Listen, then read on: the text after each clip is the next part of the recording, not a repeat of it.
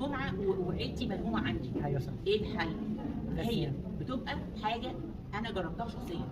بعمل الكنافه اللي انا بشتريها، مش هشتري جاهزه. لا نيه. نيه. والفكره ببساطه ان الحاجات النشويه دي السهله ان انا احط نقطه زيت مع نقطه زبده خليط. ما عدتش اعمل زي زمان كده اللي هي بالسمنه الكتير. انا مطلوب ان انا اقول ان احنا في رمضان، ودي حاجات بتبقى بتتاكل في رمضان. كنا زمان بناكلها كل يوم او يوم بعد يوم. في ناس للاسف هم بيسحروا من الحاجات دي. قد ايه هم بيحسوا بالعمر. فلازم نعمل حاجه مهمه جدا. انا هدخل فاكهه مع الكنافه. جميل. هستفيد حاجتين. موز في القلب الكنافه. هي الموز بيبقى من لونه اسود، وحتى لو حطينا لا ليمون. ولا الفراوله بتتهري.